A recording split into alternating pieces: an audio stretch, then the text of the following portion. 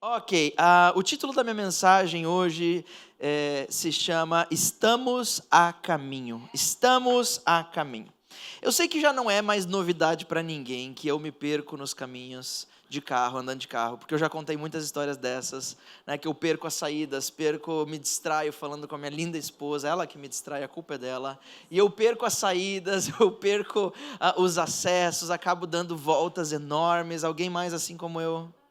Obrigado, Isa. Obrigado, Marina. Ok, obrigado, muito obrigado, gente. Obrigado pela sinceridade de vocês. Os outros são todos mentirosos. Não, são nada.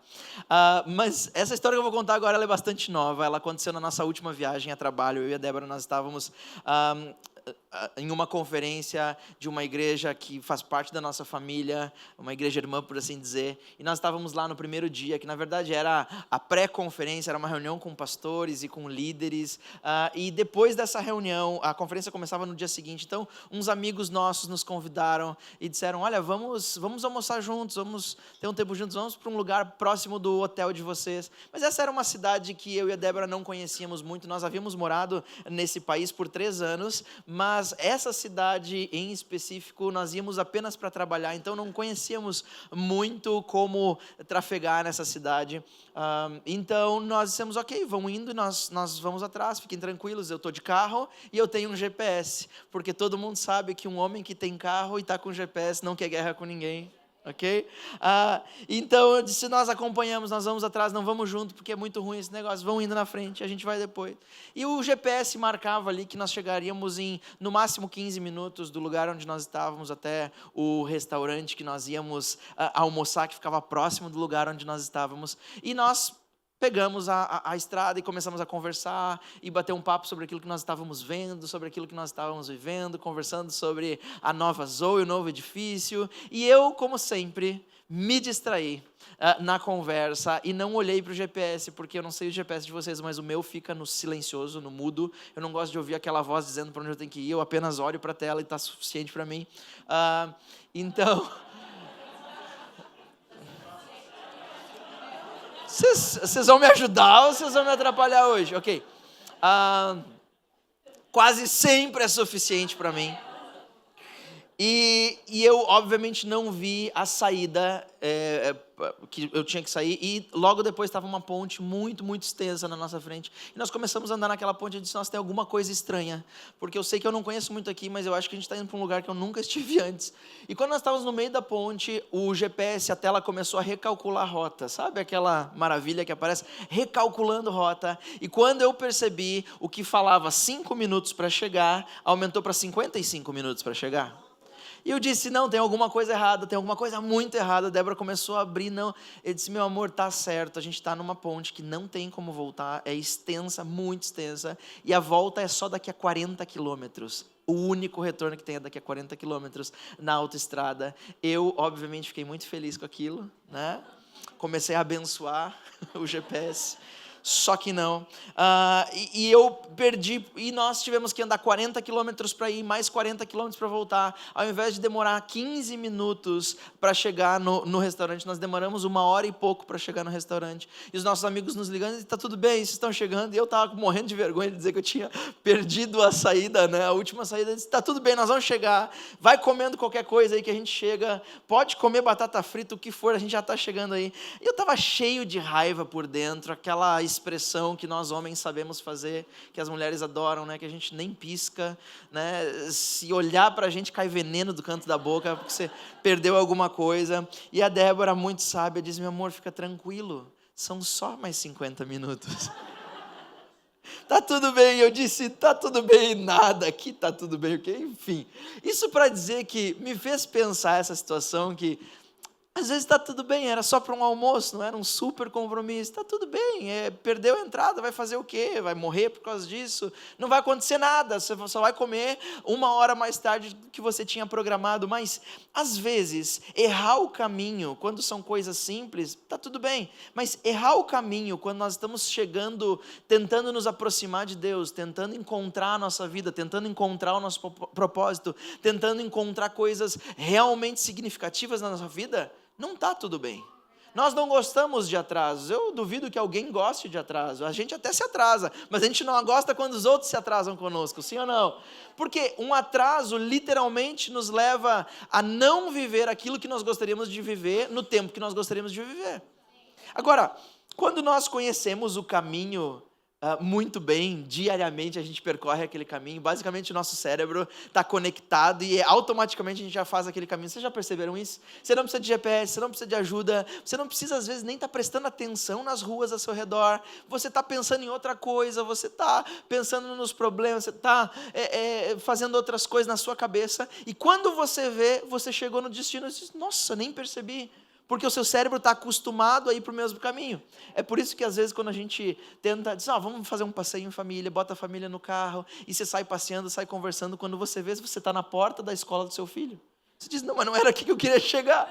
Mas aquilo que nós fazemos muito, o nosso cérebro acostuma, e o que o nosso cérebro acostuma, ele faz por nós, sem nós termos que precisar de ajuda nenhuma. Ele faz de forma automática. Agora, quando nós não estamos num lugar que nós conhecemos, quando nós não conhecemos o destino, quando nós não conhecemos para onde nós estamos indo, quando tudo é novo, nós sempre vamos precisar de duas coisas. A primeira é, obviamente, atenção ao caminho, e a segunda, uma ajuda.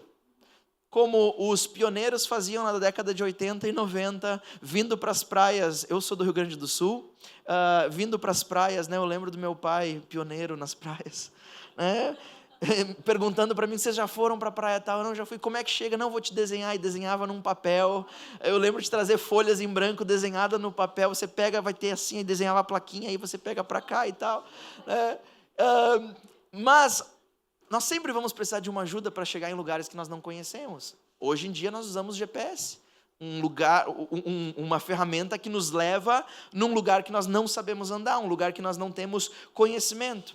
Sobre caminhos errados e caminhos certos, eu amo uma declaração que o escritor no livro de Hebreus faz, no capítulo 10, versículos 19 a 25, sobre um caminho específico. Eu quero ler esse texto com vocês, e diz assim a palavra do Senhor. Você pode acompanhar na tela, ou você também pode acompanhar na sua Bíblia, no seu aplicativo, como você preferir.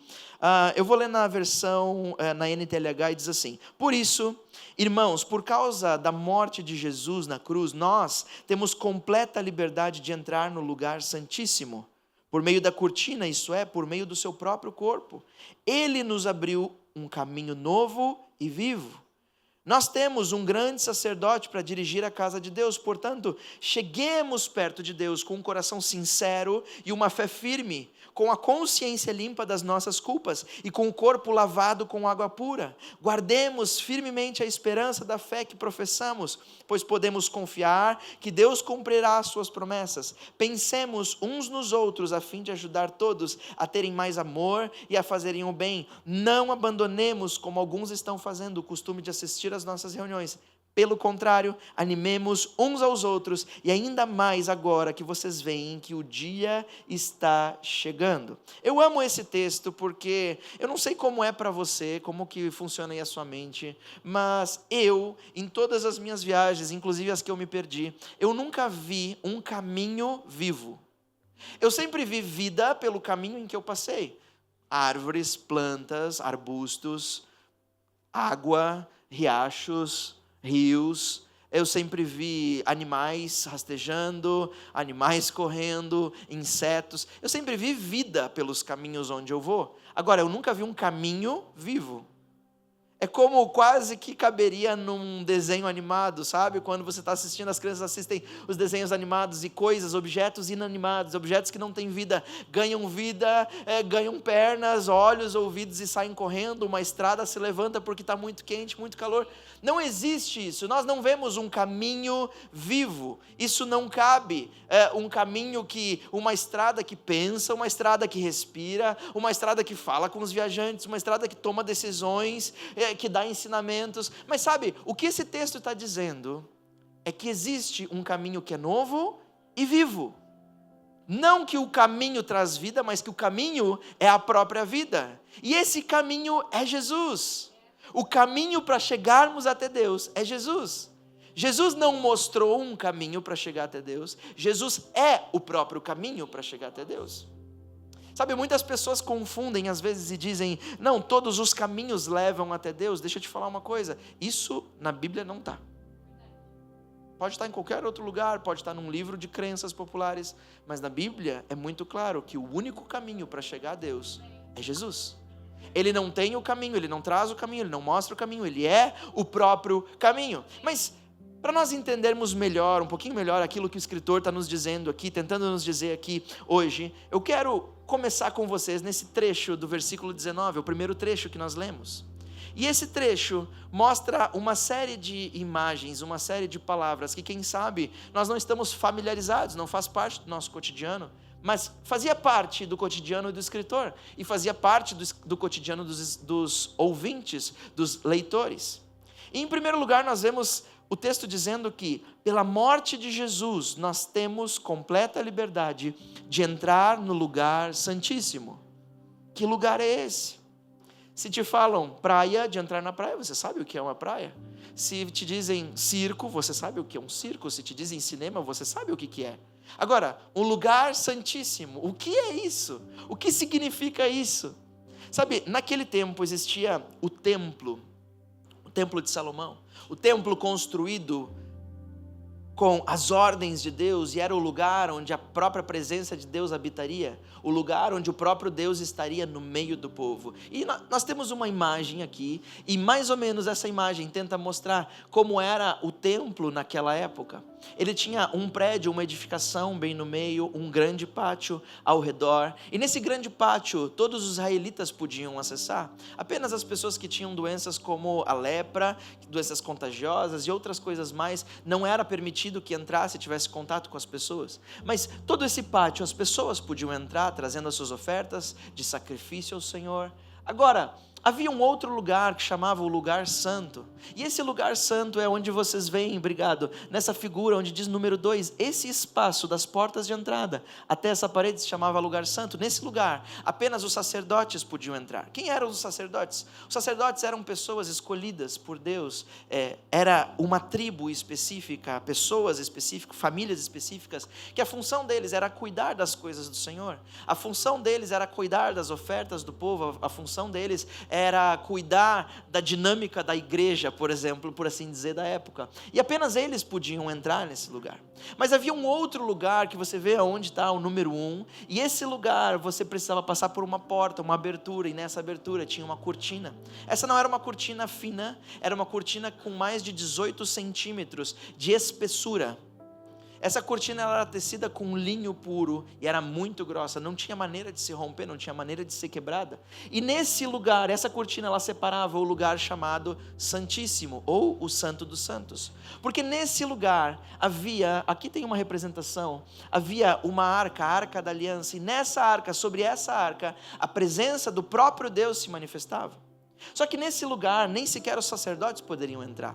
Apenas o sumo sacerdote, que era o líder dos sacerdotes, ele era escolhido por Deus, e apenas havia um morria e aí outro assumia o lugar desse sacerdote. E esse sacerdote entrava naquele lugar para adorar o Senhor e para oferecer ofertas pelos pecados do povo e pelos pecados da própria família. Mas ele só podia fazer isso uma vez por ano. A presença do Senhor era tão gloriosa, tão poderosa, que qualquer coisa que não fosse perfeitamente pura, sagrada e consagrada ao Senhor se acabava, morria. E é por isso que haviam centenas de rituais, ou dezenas de rituais, para que o sumo sacerdote estivesse pronto para a presença do Senhor, porque senão ele morria. E ele entrava uma vez por ano com uma corda amarrada na cintura, a outra ponta ficava para o lado de cá, no espaço onde os sacerdotes podiam entrar, e com sinos na roupa, porque se algo acontecesse lá dentro, se ele morresse lá dentro, eles não poderiam entrar para buscá-lo, porque senão eles morreriam. Então eles puxavam o sacerdote para fora. Então esse era o lugar santíssimo, era o lugar que literalmente continha a presença do Senhor, a presença de Deus descia naquele lugar. E quando o texto está nos dizendo que em Jesus, através da morte dele, nós temos completa liberdade de entrar no santíssimo lugar, ele está nos dizendo que nós, por causa de Jesus, mesmo sendo pecadores, mesmo tendo falhas, mesmo errando, Nós, por causa de Jesus, podemos entrar no Santo dos Santos, na presença de Deus. Podemos estar diante da presença de Deus. Jesus fez isso por nós. O único caminho que as pessoas dessa época conheciam até Deus, o único caminho era através do sumo sacerdote. Ninguém via Deus, ninguém nunca havia conhecido tal caminho, era impossível para eles estarem perto de Deus, era impossível para eles chegarem perto da presença de Deus. O povo só conhecia um tipo de vida, a vida que era intermediada por uma pessoa, uma vez por ano. Não havia relacionamento entre o homem e Deus, havia separação, havia dúvida, havia desconfiança, havia medo. Medo de morrer, medo do julgamento, sofrimento. Agora, mas o que eu mais amo nos planos de Deus para nós, a nosso respeito, é saber que Deus não nos criou para uma separação momentânea dele. Deus nos criou para uma proximidade eterna. O plano de Deus era completo. Esse é o desejo de Deus comigo e com você. Deus não nos quer longes e distantes da presença dEle. Deus nos quer próximos e apaixonados por Ele. Sabe, mas para isso Deus mudou a ordem natural das coisas e criou um GPS infalível, que sempre vai nos levar para o destino correto. Esse GPS usado da maneira correta, por assim dizer, sempre vai nos levar os nossos planos mais perto dos planos de Deus. A nossa vida mais perto da vida de Deus, os nossos desejos mais perto dos desejos que Deus tem para nós. E esse GPS muda absolutamente tudo na nossa vida. Agora, falando em GPS, todo mundo aqui sabe como funciona um GPS. Ninguém tem dúvida como um GPS funciona. Nós temos nos nossos celulares, ninguém usa mais aqueles aparelhinhos, né? A gente usa o celular, todo mundo usa GPS o tempo todo. Se não é para chegar num lugar no seu próprio carro, você vai ter que usar um GPS, um mecanismo de GPS para pedir um carro de aplicativo. A gente usa GPS. E a gente sabe que a primeira coisa que nós colocamos num GPS, a primeira informação que nós inserimos lá é onde nós queremos chegar, o destino que nós desejamos. A segunda informação é como nós queremos chegar. Se você pega, por exemplo, GPS ou aplicativos como o Google Maps, você sabe que você precisa escolher na barra de cima como que você vai ir, como que você pretende chegar. Você vai caminhando, você vai de bicicleta, você vai de moto, você vai de ônibus, você vai de trem, você vai de avião. Qual rota você... Porque só com essa informação ele vai poder calcular a rota correta para você e o tempo que vai demorar. Então nós colocamos onde queremos chegar e nós colocamos como nós queremos ir. Agora, eu não sei se você se deu por conta, porque hoje os nossos smartphones fazem isso sozinho para nós, quando a localização está ativada, mas uma coisa que sem ela o GPS não funciona, o GPS não calcula a rota, é onde você está agora. Você precisa colocar lá, ou você precisa deixar a localização ativada, para ele perceber aonde você está. Porque sem um ponto de partida, ele não sabe aonde você vai chegar, ele não tem como calcular essa rota. Ele não tem como calcular para onde você está indo. Esse é o porquê nós usamos GPS. E o porquê nós usamos GPS é porque nós não queremos mais estar no lugar em que estamos e queremos estar no lugar onde estamos apontando. Esse é o porquê. O porquê. Sabe, sem o ponto de partida, nenhum destino pode ser calculado. Do mesmo jeito que sem reconhecer aonde nós estamos, o destino que Deus tem para nós não pode ser encontrado também. O que eu estou querendo dizer é que nós precisamos aprender algumas coisas de como usar o GPS da vida que Deus deixou para nós. Como encontrar o nosso caminho, como encontrar o nosso propósito, como encontrar direcionamento em uma decisão difícil. Como ir mais próximo de Deus, como me aproximar de Deus. Sabe que um dos motivos de oração que nós mais recebemos semana após semana, semana após semana, semana após semana, desde que a igreja abriu, é: eu quero me aproximar mais de Deus.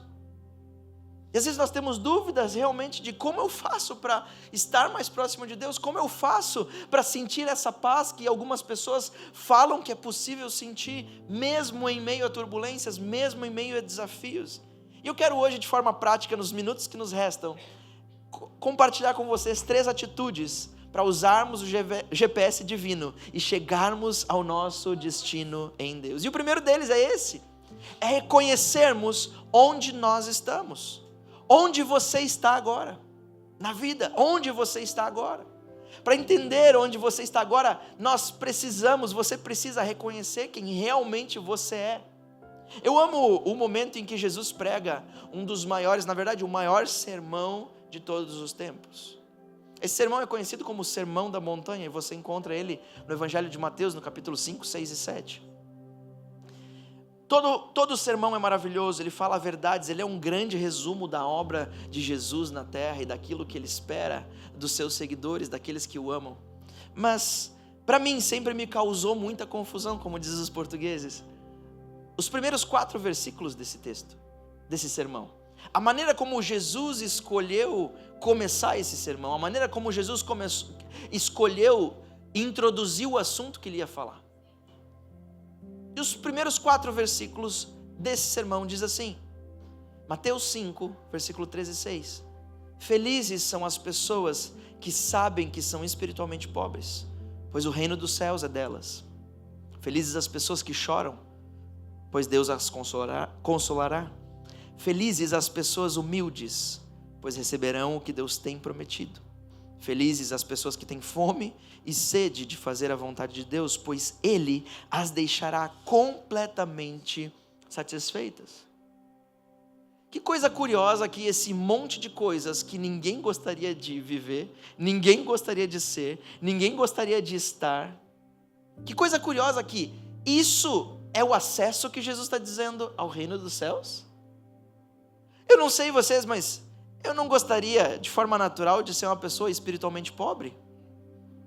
Eu não gostaria de forma natural de ser uma pessoa que chora, que tem amarguras para chorar, que tem dores para chorar. Porque se você chora é porque tem dor, é porque tem decepção, é porque tem brigas, é porque tem desentendimento, é porque tem problema.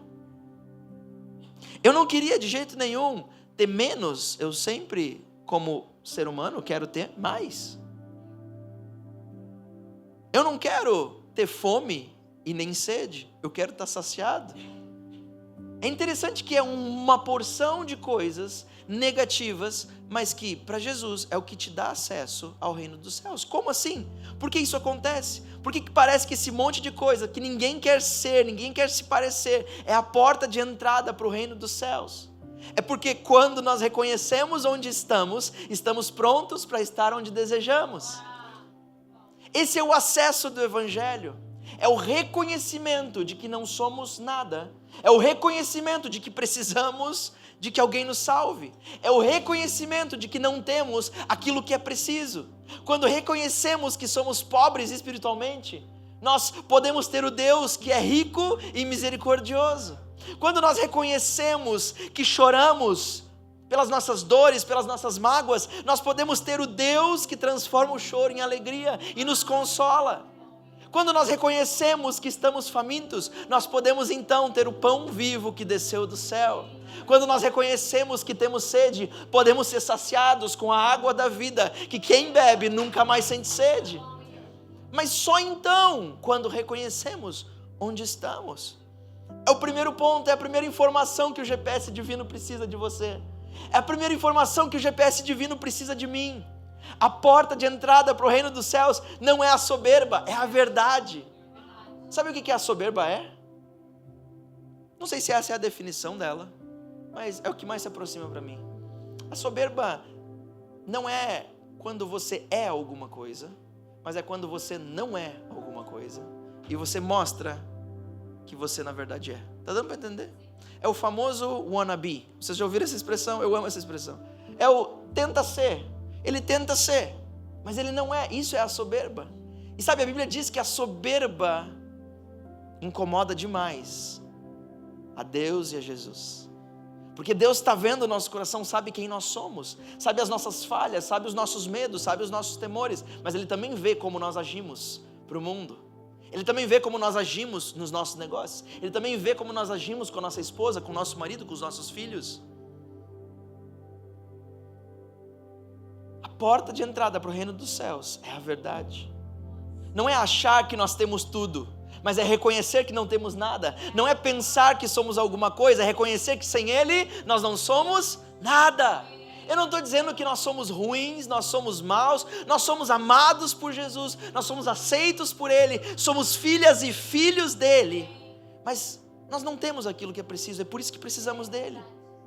Eu amo o que o apóstolo Paulo escreve na primeira carta aos Coríntios, no capítulo 10, versículo 12 a 13, quando ele diz: portanto, aquele que pensa que está de pé, cuide para que não caia. Sabe, esse texto muitas vezes é conhecido por nós, a gente recita dizendo: aquele que está de pé, cuide para que não caia. Mas o texto não diz isso. Se você abrir a sua Bíblia, você vai ver que o texto diz: aquele que pensa que está de pé, cuide para que não caia. Por quê? Porque ninguém está de pé. Assim de simples. Aquele que pensa que está de pé é o soberbo. É aquele, sabe, e nós somos assim às vezes. Eu não estou falando, nós somos assim em algumas coisas da nossa vida. Nós queremos dizer que nós estamos em um lugar, mas na verdade não estamos. E o que o GPS divino precisa para nos levar ao nosso destino é, em primeiro lugar, que nós aprendamos a reconhecer quem somos e onde estamos, para que ele calcule a rota divina para a nossa vida. Há pessoas que vivem a vida tentando provar para Deus que são alguma coisa. Provar para Deus que são os mais ungidos, provar para Deus que são os mais santos, os imaculados, os puros, os perfeitos, os super profetas, super apóstolos, os intocáveis, guerreiros fortes de Deus, imbatíveis, prósperos. Ei, pode ser, mas nós não somos nada sem Jesus. Nós precisamos dele. Há pessoas que vivem a vida: o choro não me alcança, a doença não me toca. Se aprontarem alguma coisa comigo, aí vocês vão ver o que acontece com quem toca no ungido do Senhor. Eu fico pensando em Deus, olhando lá de cima. O ungido do Senhor, amigão.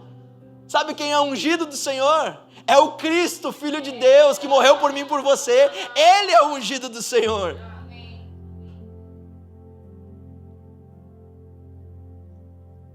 Pessoas que ficam tentando convencer a Deus que são melhores do que realmente são. Nenhum de nós somos melhores. Ele é o melhor, nós precisamos dele. Não adianta botar nome de Black, Premium, VIP, Diamond, Gold. A gente não passa de barro. Essa é a nossa escala. É barro, essa é a nossa escala. É daí que nós somos feitos. Não tem metal precioso em nós, tem um espírito precioso em nós. Sabe, Jesus pagou um preço altíssimo só para ter eu e você. Não há prova de amor maior do que essa. Aquilo que nós lemos no texto principal: por causa da morte de Jesus na cruz, nós temos completa liberdade de entrar no santíssimo lugar, por meio da cortina, que não é mais uma cortina, mas é o próprio corpo de Jesus Cristo. Ele abriu um novo e um vivo caminho. Só que para acessar isso, nós precisamos reconhecer que nós estamos aqui agora e somos isso. Reconhecer o lugar que nós estamos agora. Eu sei que dói, eu sei que pode doer, eu sei que pode machucar, eu sei que pode nos fazer chorar, porque é reconhecer a nossa miséria interna. É reconhecer que a gente falha, é reconhecer, assim como o apóstolo Paulo fez, dizer: olha, sabe de uma coisa? O bem que eu tento fazer, eu não consigo fazer. O bem que eu queria fazer, eu não consigo. Não tem jeito. E o mal que eu não quero, é isso aí que eu faço. Paulo entendeu o caminho. É reconhecer onde estamos. E aí sim a rota é calculada. Jesus abriu um caminho que não existia para me levar a um lugar onde eu não poderia. Foi isso que Jesus fez. Por isso, na segunda-feira, lembre-se disso: para acessar o caminho, em primeiro lugar, reconheça onde você está agora. Sozinho no seu quarto, ore a Deus e dizer: Deus, eu sou isso, eu já entendi. Eu estou declarando quem eu sou, aonde eu estou, porque eu quero chegar em outro lugar. Esse é o primeiro passo. Segundo passo, eu estou indo para o fim, me aguentem, tá bom? Diz que toda boa mensagem termina pelo menos 2 ou 3 vezes, né? Então eu estou terminando, tá bom? Para chegar em algum lugar, em segundo, nós precisamos saber onde queremos chegar. Então saiba onde você está querendo chegar. Eu amo essa frase que foi escrita em 1865 por Lewis Carroll, num conto que todos nós conhecemos como Alice no País das Maravilhas, quando ele diz: se você não sabe para onde quer ir, qualquer caminho serve. E é verdade. Quem não sabe para onde está indo, qualquer caminho serve, tanto faz. Muitas pessoas dizem no mundo aí afora que o que importa mesmo é a jornada e não o destino. Desfruta a jornada, esquece o destino. Só que Jesus veio para ser o nosso caminho, não porque ele estava desocupado no céu, não tinha nada para fazer. Ele veio para ser o nosso caminho porque o nosso destino era a morte. Por isso ele decidiu descer e ser o nosso caminho. O destino sempre será mais importante do que a jornada. Sempre será. Sabe, a vida que nós vivemos nessa terra, ela é tão pequena comparada com a eternidade. O que são 80, 90, 100 anos perto da eternidade? Absolutamente nada. Não serve nem para ensaio. Não serve nem para ensaio comparado com a eternidade. Sem saber o destino, nós jamais chegaremos aos planos que Deus tem para nós. Mas você deve estar pensando, ok, Will, mas como que eu vou saber o destino? Não é Deus que tem que saber para mim. Não, a Bíblia nos ensina a planejar, a sonhar, a calcular para onde nós queremos ir, aonde nós queremos levar a nossa vida. Peça a Deus pelo destino que você gostaria, ore por isso. Peça a Ele qual é o destino que você quer levar a sua família. Peça a Ele, calcule, planeje. Qual é o lugar onde você está querendo chegar como ser humano, como marido, como esposa, como filho, filha. Pense, planeje. Eu amo o que Deus fala através da boca de Jeremias. No livro de Jeremias, capítulo 29, versículo 11, quando Deus diz: eu é que sei os pensamentos que tenho a vosso respeito, diz o Senhor. Pensamentos de paz e não de mal, para vos dar o fim que vocês desejam. Vocês perceberam? Para vos dar o fim que vocês desejam. Eu posso desejar um final para mim. Eu posso. Deus está dizendo: eu sei os pensamentos que tenho. Eu tenho pensamentos de paz, eu tenho pensamentos, não tenho pensamentos de mal, porque o meu objetivo é te dar o futuro, o destino que você deseja. Mas às vezes a jornada é difícil, a jornada é desafiadora, a jornada é tumultuada, a jornada é cheia de pedras, é cheia de obstáculos. Mas saiba de uma coisa, que jornadas difíceis também levam a destinos incríveis. Não é porque a jornada está sendo difícil que o destino vai ser mau. Não é porque a jornada está sendo desafiadora que o destino vai ser o errado. Jornadas difíceis também levam a destinos incríveis. Pergunte isso ao empresário que já faliu 2 ou 3 ou 4 vezes e hoje tem um negócio bem sucedido. Pergunte a ele se a jornada não foi difícil, mas se o destino não foi incrível. Pergunte a alguém que já foi traído e teve a família completamente destruída, mas conseguiu se recuperar, tem hoje uma família linda. Pergunta se a jornada difícil não leva também a destinos incríveis. Jornadas difíceis podem sim levar a destinos incríveis. Por isso, não foque em conhecer, em encontrar, em escolher jornadas fáceis. Foque em escolher o destino certo. Esse é o importante. O nosso foco sempre precisa estar no destino correto e não nas jornadas fáceis. O texto que nós lemos diz: cheguem perto de Deus com um coração sincero e uma fé firme e uma consciência limpa das suas culpas e com o corpo lavado com água. O que o texto está dizendo é que o nosso destino é perto de Deus. Seja o que for, Alexandre, seja fazendo o que for, seja na família, é perto de Deus. Ele sempre, todos os planos de Deus sempre foram para que o homem se aproximasse de Deus e não se afastasse.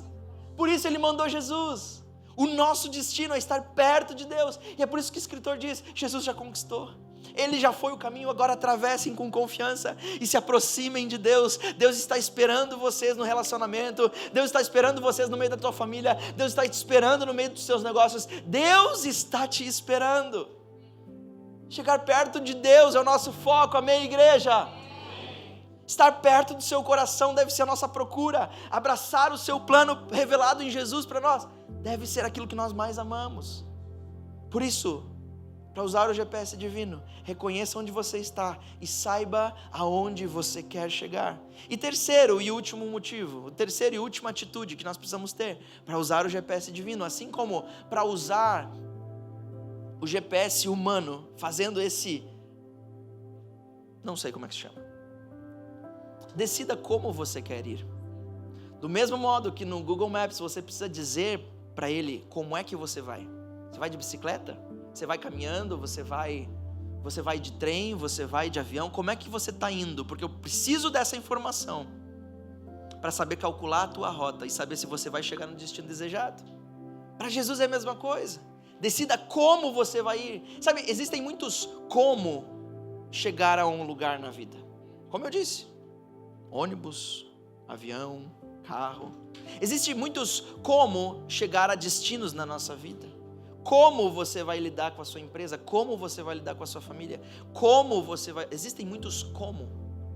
Mas deixa eu te falar uma coisa. Existe uma lei divina instalada na criação, no começo do mundo, dentro de cada um de nós. E essa lei divina diz que na direção de Jesus você nunca vai sozinho. Não dá para chegar sozinho. O que eu estou querendo dizer? Eu não estou querendo dizer de Jesus para a nossa salvação, estou querendo dizer para a nossa vida aqui na terra. Não dá para ir sozinho. Jesus plantou isso dentro de nós quando Ele chamou a sua igreja, quando Ele escolheu a sua igreja. O texto de João, capítulo 17, versículo 21, diz que Jesus está fazendo essa oração ao Pai, e Ele diz: Pai, eu peço que todos sejam um, assim como Tu, meu Pai, está unido comigo, e eu estou unido contigo, que todos os que crerem também estejam unidos a nós, para que o mundo creia que Tu me enviaste. E Ele continua dizendo: Pai, a natureza divina que o Senhor me deu, eu reparti com eles, a fim de que possam ser um, assim como Tu e eu somos um. Não dá para ser separado. O texto inicial que nós lemos diz que, termina o texto dizendo: pensemos uns nos outros, a fim de nos ajudarmos a todos terem mais amor e fazerem o bem. Não abandonemos como alguns estão fazendo. Aí vai uma cutucada do escritor para aquela época, o costume de assistir às nossas reuniões. Pelo contrário, animemos uns aos outros, ainda mais agora que vocês veem que o dia está chegando. Por quê? Porque muitos acreditam numa mentira que não está na Bíblia. Eu sou a igreja. Ei, que mentira é essa? Eu não sou igreja nenhuma. A Bíblia não diz isso. I am the church. Não tem essa. Eu me basto. O meu relacionamento com Deus é o suficiente. Eu não preciso de outras pessoas. Eu dou conta de servir a Deus sozinho, porque eu não gosto de estar metido em um monte de gente aí. Deixa eu estragar, muito bem estragado o teu dia, se você pensa desse jeito, com a declaração que Jesus fez em Mateus no capítulo 16, versículo 18 a 19, quando Ele disse: eu construirei a minha igreja, e nem a morte poderá prevalecer contra ela. Jesus não disse: eu construirei a André e o André. Jesus não disse: eu construirei o Will e o Vanderlei. Jesus não disse: eu construirei o Pedro e a Isa. Ele disse: eu construirei a minha igreja. E deixa eu te falar uma coisa: quando Jesus voltar glorioso no céu, Ele não vem para buscar o Alexandre, Ele não vem para buscar o Daniel, Ele vem para buscar a sua igreja. Você sobe com todo mundo ou ninguém sobe? É assim de simples. Essa é a vida que Deus construiu. Nesse texto que eu li, você viu algum singular aqui? Eu só vejo plurais. Jesus vem buscar a sua igreja. A igreja é a comunidade de pecadores arrependidos. Não é a comunidade de santinhos do pau oco que não fazem nada errado. É a comunidade de pessoas que fazem coisas erradas mesmo não querendo fazer errado, mas todos os dias estão arrependidos, dizendo: Jesus, me perdoa porque eu não sou o que eu deveria ser. Eu preciso de Ti. Eu reconheço que eu preciso mais. Eu reconheço que está difícil, mas eu quero continuar. E se o Senhor me ama, fica comigo. Sabe? O texto principal diz, o escritor está dizendo: animem uns aos outros. Animem uns aos outros. E ajudem para que eles possam amar mais. Ajudem para que eles possam perseverar mais. Ajudam para que eles possam fazer ainda mais o bem. Ajudem uns aos outros nisso. Sabe, o meu papel aqui, Igreja Zoe, é te ajudar a ter mais amor e fazer mais o bem. Esse é o meu papel aqui. Esse é o seu papel aqui comigo. Petros, esse é o teu papel comigo. Me ajudar a ter mais amor todos os dias e fazer mais bem. É te ajudar a não abandonar o costume de estar junto com a igreja, porque é a igreja que vai ser salva. É a igreja que Jesus vai levar. A minha função aqui é te animar na tua fé. Igreja Zoe, nós estamos indo para uma nova casa, um novo prédio, um novo momento. Mas o prédio não significa nada. O que significa é o que vai acontecer lá dentro. Mas como eu vou ir, é isso que é o importante. Nós estamos a caminho, mas como nós vamos ir é o que é importante. E eu decido que eu vou junto com você, Dani. Eu decido, eu escolho te apoiar, eu escolho estar aqui por você, eu escolho te amar, eu escolho te suportar, eu escolho ir com você. Eu não vou sozinho. Eu não vou te deixar desanimar, Fábio. Eu estou aqui para ti, eu vou continuar contigo. Se tu cair, eu te pego pela mão e te levanto. Quando eu cair, me apoia a mim. Eu estou aqui para você, por você. Eu escolho te suportar, eu escolho te amar, eu escolho ir com você. Eu não vou deixar você, Igreja Zoe, desanimar. Eu não vou deixar vocês no chão se vocês caírem. Nós estamos juntos nessa. O destino é mais importante do que a jornada. Há vidas para resgatar, há trabalho para fazer, há transformação para vivermos. E eu me comprometo a não viajar sozinho.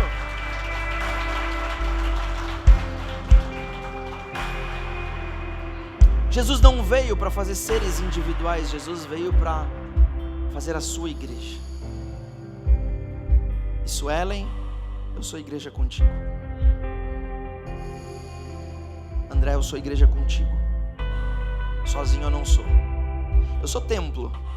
Eu sou habitação do Espírito Santo sozinho. Não preciso de nenhum de vocês para ser.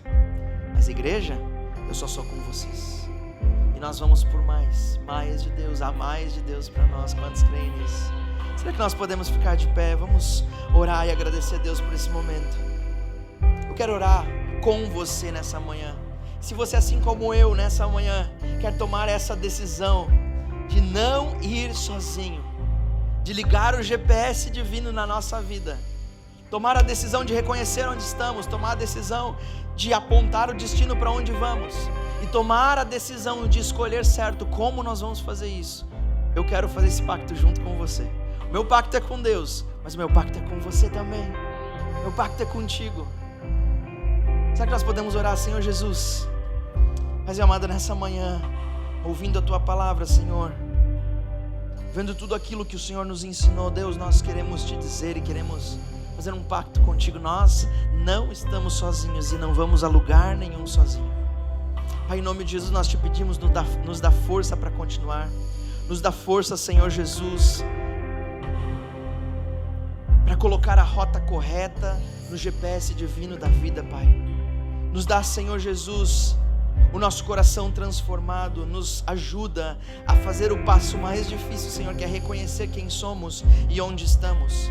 É reconhecer, Senhor Jesus, que precisamos de Ti. É reconhecer que somos carentes da Tua graça. É reconhecer que somos carentes, Senhor Jesus, de perdão. Somos carentes de força, Pai, em nome de Jesus. Nós queremos Te agradar, nós queremos Te amar, nós queremos ajudar os nossos irmãos, um ao outro, Senhor, a caminhar juntos, em direção à glória futura.